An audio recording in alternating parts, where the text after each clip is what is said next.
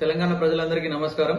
Congress party అధికారంలో తెచ్చినందుకు, Congress party గెలిపించినందుకు నేడు తుంగతుర్తి నియోజకవర్గంలో బీఆర్ఎస్ మాజీ ఎమ్మెల్యే మన స్థానిక బిడ్డ మందుల సామెలన్న గారి మీద పొల్లు ఊడిపోయిన నయా నయం గాదర్ కిషోర్ కుమార్ ముఖ్య కార్యకర్తల సమావేశంలో మాట్లాడుతూ తెలంగాణ ముఖ్యమంత్రి వర్యులు రేవంత్ రెడ్డి గారిని ఏదొస్తే అది మాట్లాడుతావు, నోటికి ఏదొస్తే ముఖ్యమంత్రి గారిని పట్టుకొని ఏదొస్తే అది మాట్లాడతావు. బుద్ధి లేని మాటలు మానం తప్పి మాట్లాడితే తుంగతుర్తి ప్రజలైనా తెలంగాణ ప్రజలైనా సహించరు. మొన్ననే కదా తీర్పు వచ్చింది, 3వ తారీఖు ఎన్ని రోజులు అవుతుంది. బుద్ధి ఉండాలి, తెలివి ఉండాలి, జ్ఞానం ఉండాలి మాట్లాడుతందుకు. ఒక ముఖ్యమంత్రి గారిని పట్టుకొని ఏదొస్తే అది మాట్లాడతావు. మనం ఏం మాట్లాడు, కార్యకర్త కిషోర్ ఓడిపోయి నాకేందని కార్యకర్తలు అనుకుంటారు అని అంటున్నావు కదా, అది నిజమే బై.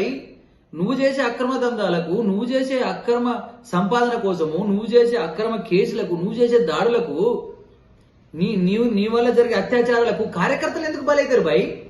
కార్యకర్తలు ఎందుకు అడ్డుపడతారు? తుంగతుర్తి నియోజకవర్గంలో బీఆర్ఎస్ కార్యకర్తలు క్లియర్ గా నిర్ణయించుకోరు, ఈ నయా నయం గజ దొంగ వీడు ఓడిపోవాలనుకోరు కనుకనే నీ తప్పులకు వాళ్ళు అడ్డుపడలేదు. వాళ్ళు విఘ్నులు. ఈరోజు వాళ్ళకి ఏదో క్లాస్ చెప్పబోతున్నావు. తుంగతుర్తి ప్రజలు చారిత్రాత్మకమైన తీర్పు ఇచ్చిరు. ప్రజలు గొప్పలు. నువ్వు అహంతోటి బలుపుతోటి ఏ కొద్ది వాళ్ళ కేసులు కొత్తనా, దాడులు కొత్తనా, ఏం కొత్త? నువ్వు నేర్పేది ఏముంది? నువ్వు నేర్పింది ఏముంది? మాకు నేర్పి నువ్వు తీసుకుపోయింది ఏముంది?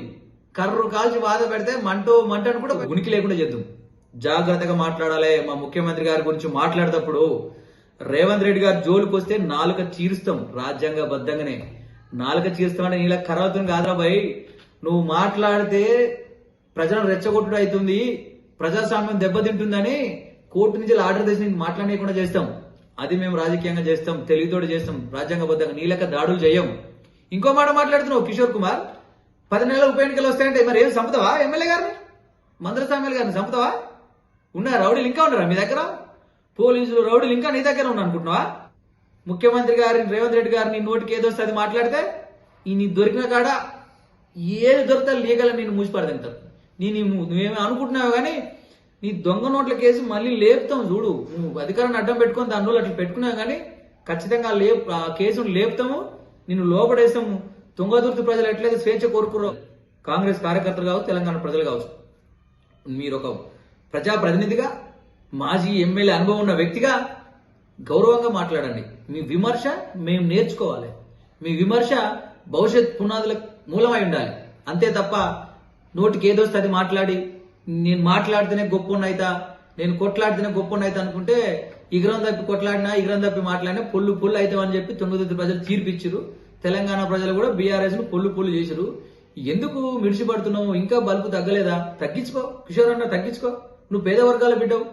నువ్వు మంచిగా చేస్తే, మంచిగా ఉంటే నువ్వే చెప్పినావు కదా, కార్యకర్త కిషోర్ ఓడితే నాకేందని చెప్పి. నీకు అర్థమైంది కదా, కిషోర్ ఓడిపోతే నాకేందన్నామంటే నువ్వు కార్యకర్తకు ఎంత దూరమైనవో అర్థం చేసుకోవాలని మాట్లాడాలి.